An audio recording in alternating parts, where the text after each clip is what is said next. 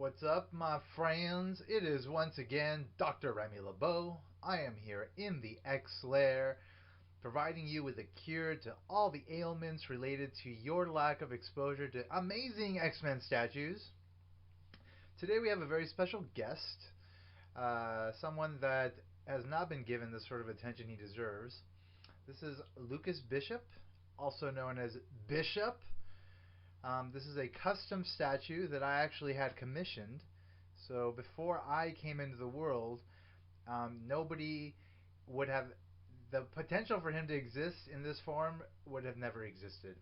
After I was born, the time stream realigned and it led to this guy eventually being created in the form in which you're seeing him. It's probably one of my favorite pieces because I am the reason why it exists. So there's this really awesome sculptor. His name is Chucho Rojas. He lives in Mexico. He's very talented. I saw he created this amazing Wolverine statue, which is actually right here. Hello, amazing Wolverine, based on a Civil War cover, which I actually will feature very soon in the blog, or maybe I already have. It depends on when I posted the video for that one. Um, so this guy, amazing sculptor, he kind of has sort of like an animated style to what he does, kind of larger than life and kind of playful, but certainly not in any way like a sort of like a realistic take on anything he sculpts. It's all kind of like hyper real and super kind of animaty. And so having fallen in love with the Wolverine statue that he created, which I found online, which I loved, which I bought, which I will forever love because it's just awesome. Um, I thought, okay, this guy can do a bishop because nobody had really done a bishop before. There was like a bishop statue done, which I didn't really like. It was actually in this same costume. I forget who produced it, but it's not a great statue by any means. Um, it just kind of has him in like this weird pose, and his face is really horrible, and it's not to my liking. It's one of those I never even bought. Like there's statues where I'm kind of on the fence about, and I'll buy them, get them in person, and then make the final decision about them. That one I just never got because it never really seemed like it was worth even giving it that sort of a shot. That's how disappointing that statue was. So, um, I, because there was really no good bishop statue in existence, and because one of my favorite X-Men artists of all time, because he was central to like the original time period, one of the original time periods in which I was reading X-Men comics, is Joe Madureira. I don't know if I'm pronouncing that right. He abbreviates his last name as Mad, so it's Joe Mad. He um, he just did such a great job in drawing the X Men in the '90s, late '90s, um, and so there were a few drawings of this guy that I really loved. Drawings that Joe Mad did of Bishop, which I really loved, and there was one in particular. It was in like one of the issues leading up to issue number 350, in which the secret of Gambit was finally revealed, and the X Men were in outer space. It had to do with the Shi'ar, and it had Bishop in like a spacesuit. In fact, I'll post a photo of that image in my blog, so you get an idea of what the sort of the reference for this piece was. Um, I really liked that image of Bishop, but I didn't want him to be in the spacesuit that he was represented in that issue, and so I had uh, Chucho Rojas um, do take that as a reference and then use this costume, which was his costume at the time before he got into a spacesuit, um, as sort of like the final costume that would be used in the piece. Um, and that's exactly what he did. He did exactly what I wanted him to, and the final result is what you're seeing here. So for the Joe Mad fans out there, I'm sure you guys are salivating because you like this um, version of Bishop as much as I like this version of Bishop. So hopefully there's some of you out there that do appreciate what I was able to commission into existence. What's actually cool about this statue is that others have been produced by Chucho, There's actually one on eBay right now. Hopefully it's still on eBay right now. So if one of you is interested in getting it, there is somebody that's selling theirs. So I would get on top of that. I actually thought about getting it, but I don't know because I had a slight mishap when I originally bought like these glass cases.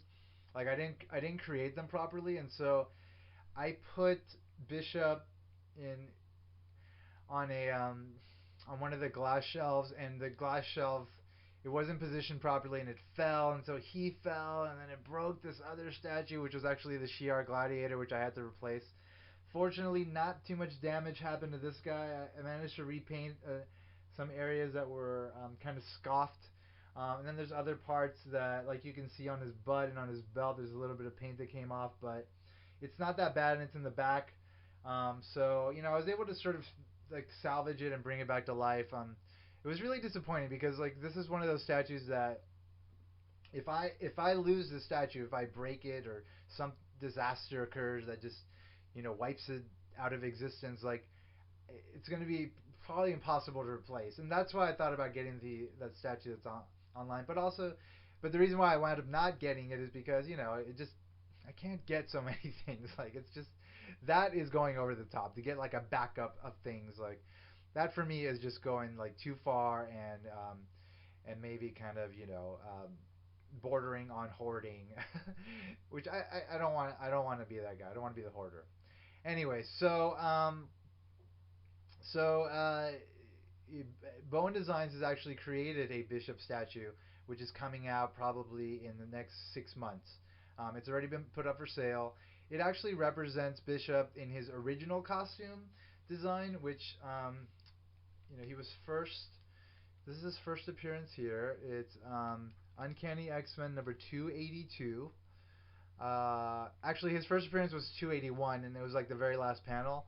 But this is essentially the official first appearance, and you can see this is signed by Wills Portasio. Hey, what's up, Wills? Um, and you can see this is like his original design, where he has kind of like the mullet, um, and it's the design that you guys have seen that have maybe are only fans of the '90s comic book. I'm sorry, '90s cartoon.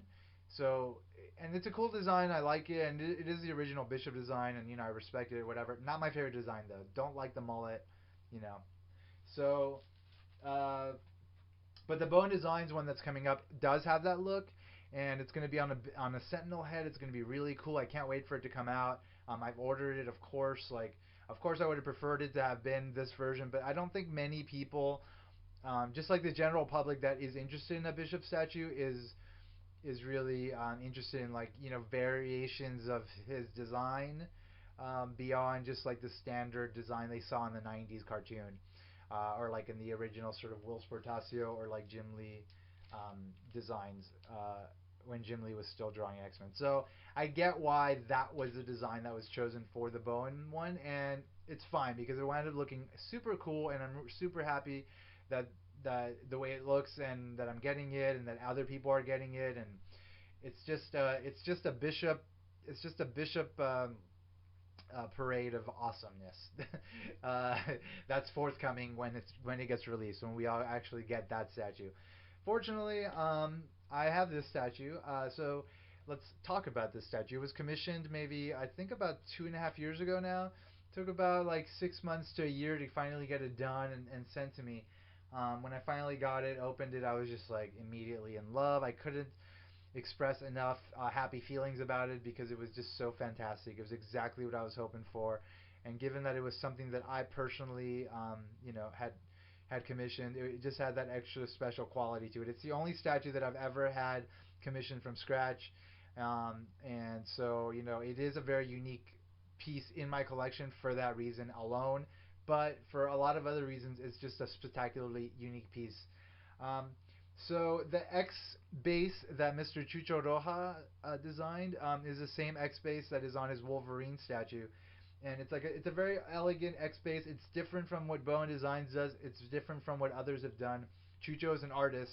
He has his own style. He doesn't just reproduce what others have done. So it's kind of got like this elevated platform quality to it, and then at the top you've got the X base. And with this particular one, I actually asked him to make the X yellow and the cutouts blue, so it complements the rest of the statue really nicely.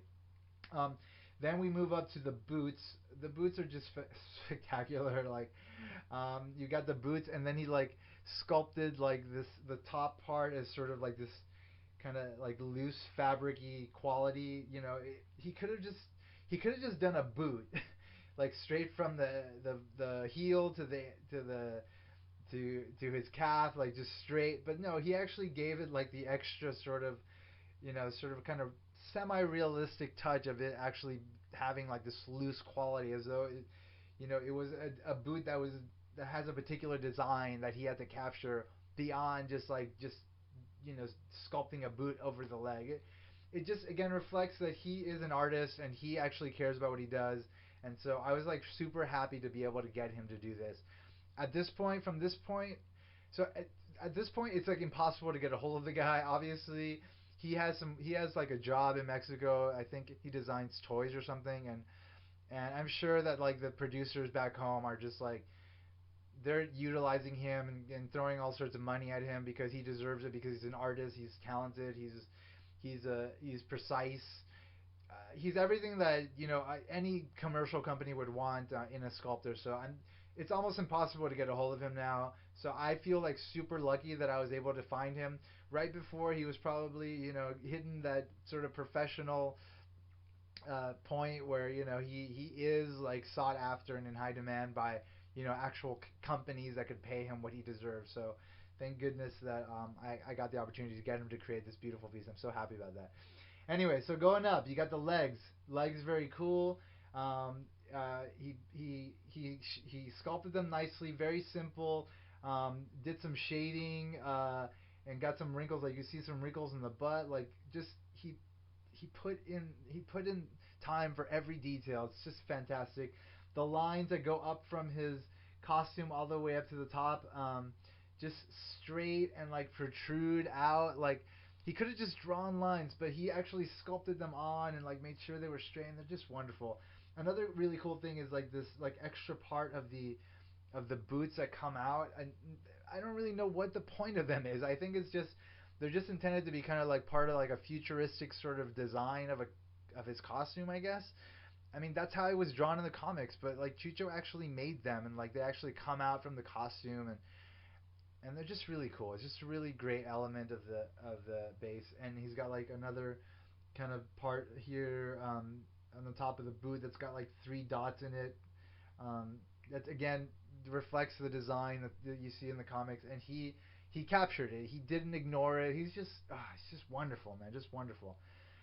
Probably my very very favorite thing that he did is the X emblem here on his belt, right next to like this really weird kind of like belt buckle that he also like put in a lot of time into and made like super like precise and spectacular, because that's what that guy does.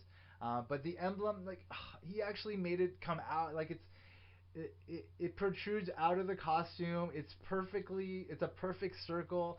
The X is like perfectly done, and then he gave it like a metallic paint, which I didn't ask him to do, but he thought it would look good, and it does. It looks great. Thank you, Chucho Rojas, for doing that. It just looks fantastic. It just adds like more like sort of that professional quality to the overall piece, which is like mwah, spectacular. All right. Then we got the arms. The arms are very nicely done. The skin tone and the shading done lovely. And you've got like these sort of like wrist plates that kind of protect him, and have like these interesting straps, as well as like these gloves over his like big hands, very big hands. And then the gloves have like uh, don't cover the fingers, so he made sure that was in there. And so the fingers themselves, they have like the thumb has nail, like everything looks great. It just looks fantastic.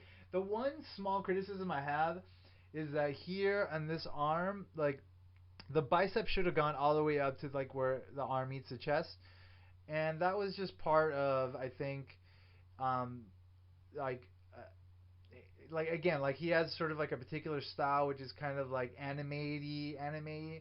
Like he doesn't necessarily he doesn't necessarily I think know anatomy completely well. He's really good at like kind of creating animated sort of characters that are sort of um, like impressionistic uh, rather than like actually capturing, you know, trying to capture like real qualities in of the anatomy. And so when he was actually trying to do this arm, which wasn't part of the drawing because the drawing that I had that he was referencing had him in a different angle where you didn't see the arm. I think somehow he just, for some reason, he didn't think to maybe, um, you know, verify that like the anatomy had to be correct, the musculature had to be correct from like, you know, the bicep up until the chest.